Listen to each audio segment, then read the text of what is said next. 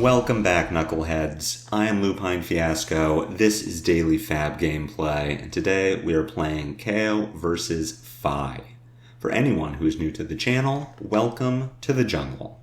What we do here is review replays of games that I played on the Talishar client days or weeks ago, after enough time has passed that I lose my bias and can more objectively judge the quality of my play. I will talk through turn cycles and give my thoughts on the line I would take now, and compare that to the line I took then at the time of recording. We either learn from my mistakes or reinforce good play patterns with the overall goal of tightening and optimizing our gameplay in the future, to take down paper events like the upcoming Calling Los Angeles, and most importantly, walk away with that shiny cardboard. If you would like to check out the list I'm playing here or try it for yourself on Talishar, there is a FaB deck link in the video description below.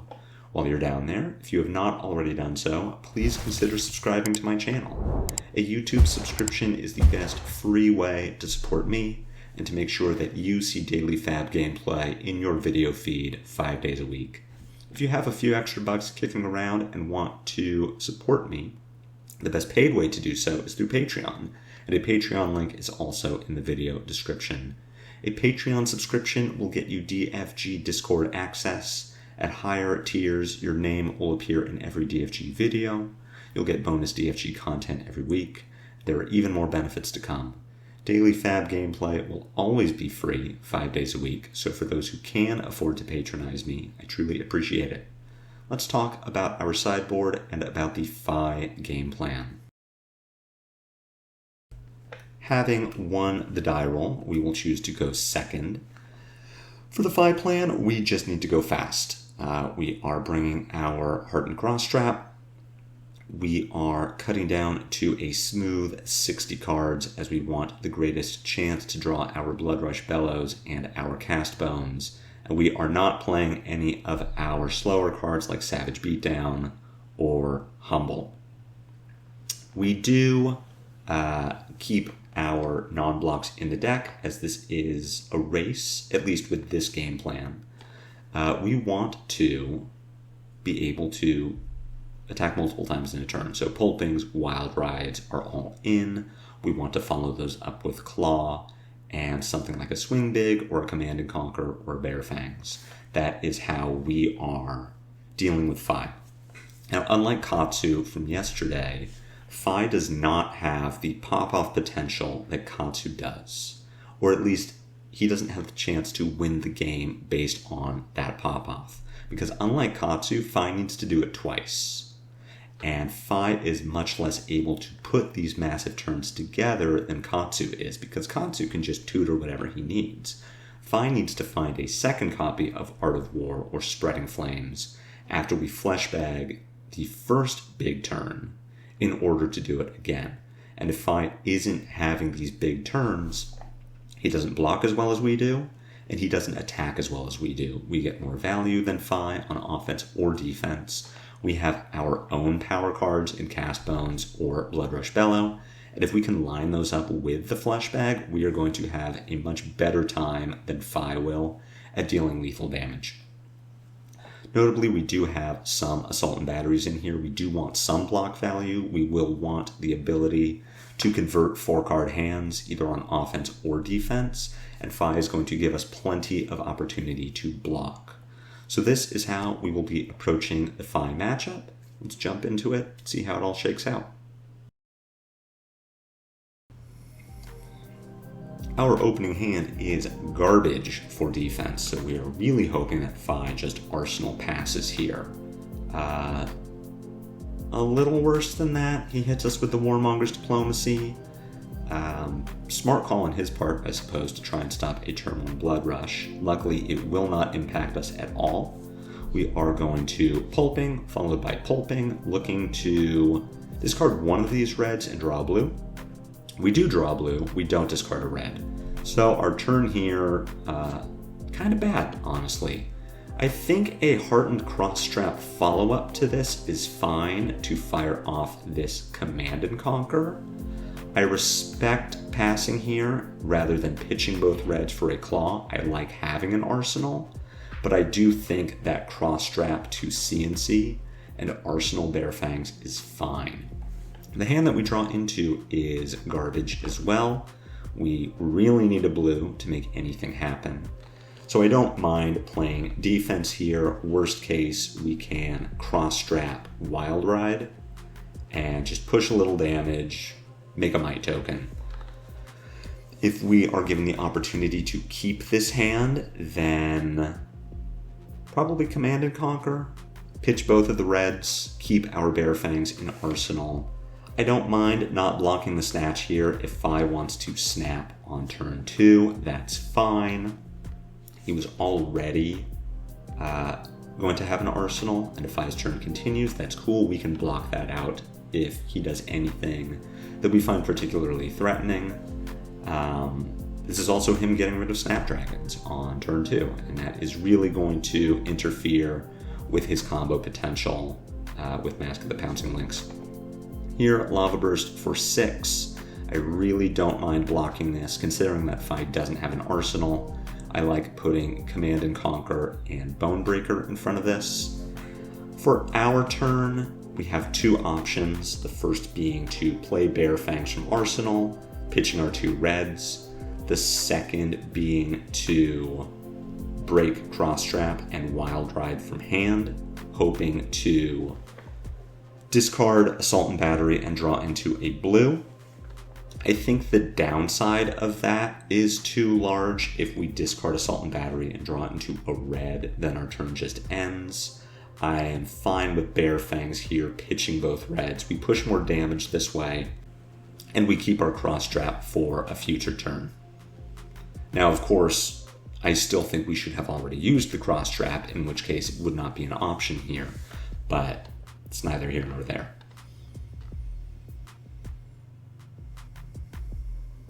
FaB choosing to take a ton of damage to keep a 4-card hand, and we are just going to draw back up. Seeing a pretty decent hand, I don't mind blocking here with Beast Within Bonebreaker, prevent the 5 damage effectively from mounting Anger. On our turn, what I would like to do is send packing for 7, discarding the second Agile windup. We'll see if we get the opportunity to do that, as FaB is firing off a pretty good turn here. Definitely taking 2 from the mounting Anger. We'll see what the banish is. We know that FaB still has Pouncing Lynx available, something we should watch for sure. Nothing banished to mounting Anger is great for us. We're just going to take this Emberblade. It's only 3. At this point, I would still like to keep this send packing. Blocking with the Flesh Bag here, I don't love it. FaB can already pick up and play Phoenix Flame, so we aren't exactly disrupting the ability to Pouncing Lynx. This I absolutely 100% disagree with. We should have snap blocked the Phoenix Flame with Scabskin Leathers. I believe my idea at the time was, let's let FaB break the Pouncing Lynx, get it out of the way now. The problem is FaB is breaking the Pouncing Lynx for 7 points of damage, which is good. That's above rate for FaB. Pouncing Lynx breaks for 5 damage minimum to find Lava Burst without Shuko or Art of War or Spreading Flames. 6, I would say, is probably on rate, as it is the follow-up to Phoenix Flame with the Shuko trigger. So Pouncing Lynx for 7 is better than what FaB would normally expect to get, and blocking the Phoenix Flame is so free for us with the Scabskin Leathers. So this attitude that, well, we get it out of the way now is just dumb. It's a dumb attitude to have. Yes, FaB is going to have much worse terms going forward than what we have seen from him.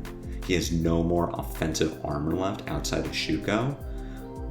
But just letting him get 7 damage instead of forcing him to wait so long that he only gets 6 or 5, it's just really stupid. Especially if we were going to flesh bag that Emberblade. The whole point of doing that was to be able to block the Phoenix Flame so that FaB doesn't get the Pouncing Lynx trigger. So Really stupid on my part. Really bad idea. Don't do that in your games. Send Packing banishes a sink below. In hindsight, use of Fleshbag was even worse. But also, a note to the FaB players, as someone who has spent a decent amount of time with the hero themselves, don't play sink below against Kayo. You're hoping to stuff a pulping, but you playing mid-range, I think, is just worse than you trying to out-aggro Kayo. Sink below would have been absolutely terrible on that Art of War turn. Essentially, you fleshbagged yourself. If we didn't do it, your turn would have been exactly the same. So I really strongly advocate not playing sink below. There are some mid-range FaB decks out there that play 9 defense reactions into KO. I don't have experience with those, so rock on with your bad self. But in these more aggressive FaB lists, don't do that. Rising Resentment for 3 is not something we need to block. FaB has no Draconic Links on the chain, so this Rising Resentment cannot banish anything. We have a really good hand for taking advantage of agility and cast bones. Our turn for now is Command and Conquer for 7 go again, play Cast Bones, Arsenal, Assault and Battery. So I'm not really rushing to block anything here. We can wait longer to see what else FaB has going on. This Rising Resentment can be blocked, as if this hits and that last card in FaB's hand is a Mounting Anger, we're giving him another 6 damage. What we could have done as well is block the Rising Resentment with this Smash Instinct. On our turn, we cross-strap to play Command and Conquer, then play Cast Bones and Arsenal, Assault and Battery. I'm really treating Hardened Cross-Strap like I have treated Snapdragons in the past, where I hold on to it too long and I let perfect be the enemy of good.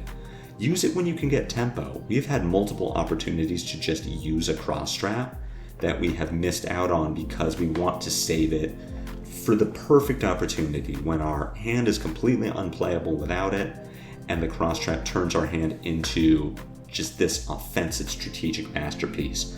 But we're so unlikely to get that, and we're much more likely to put ourselves in a winning position if we just use it for tempo. Use it when it's good, don't save it for when it's great. We snipe a double strike from FaB's Arsenal. Cast Bones luckily hits. We see a number of reds and 2 blues on top of our deck. For this turn, we're not going to block this Brand of Cinderclaw. We are just going to wait. The great news about FaB not having Pouncing Links is that FaB does not have Pouncing Links. We took a bunch of damage, more than we should have, but we also know that what is in FaB's hand is all he has available.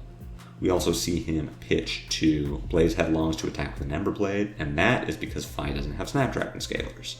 So we are really taking advantage of FaB not having a great equipment suite left. We can decide whether we want to take this snatch damage. If we do take the snatch, we get to keep this 4-card hand. We would lead with E-Strike, draw a card, bottom one of our blues. We can then decide how we want to play out the turn. The E-Strike itself is 11 with go again. We then have a Wild Ride follow-up. We would have one more card left in our hand, which is a potential Claw. So absolutely nothing wrong with taking the snatch damage. I would say let's block with Scab Skin Leathers as well, just to get our value out of it. But we could give FaB an Arsenal and go down to 5. We are dealing a ton of damage right now. The other line we have available is block with a blue and a Scab Skins. We block 5, we stay at 7. FaB doesn't get the Arsenal on our turn. We can E-Strike, bottom our remaining blue. If we send the mode as +2, We deal 13 with Go Again to FaB. We then break Cross Trap and send Wild Ride for 6. It's a total of 19 damage. FaB is at an effective 17, so we would get at least 1 card from his hand and put him to 1 or 2. We might get more cards from his hand depending on his 2 or 3 block density. Personally, I am learning that it is better to block than it is to keep an E-Strike hand.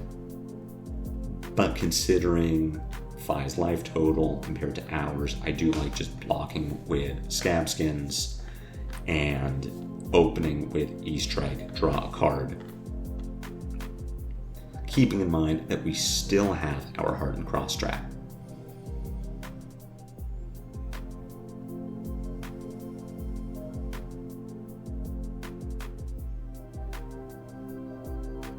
I instead choose to do the worst play. And I think this is me forgetting that E-Strike would not have Go Again if we attack with the Wild Ride first. We should not do this because, or if we were going to do this, we should have at least broken our Hardened Cross Trap so that we would keep a 3rd card in hand in case we keep this E-Strike.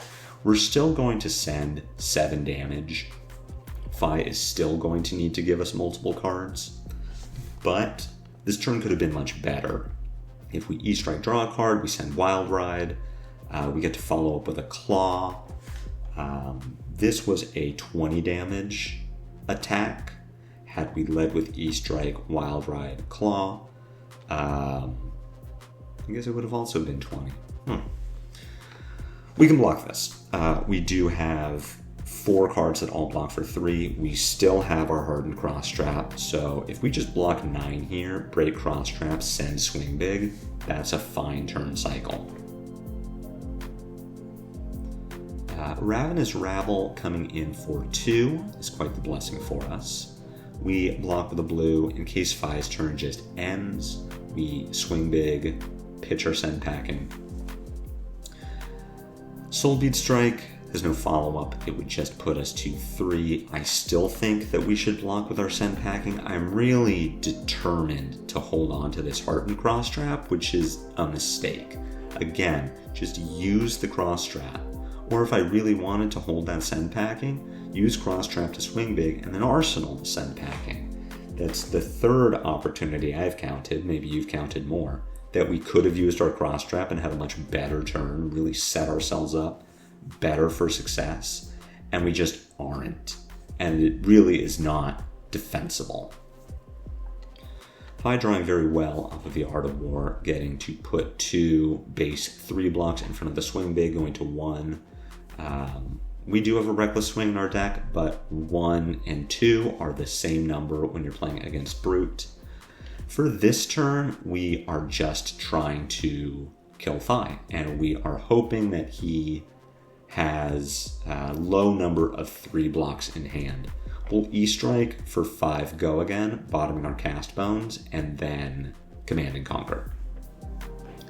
Again, we could use Cross Trap here if we wanted to, for example, set that Cast Bones in our arsenal, but I think we are at a point in the game when we don't want to take a turn off.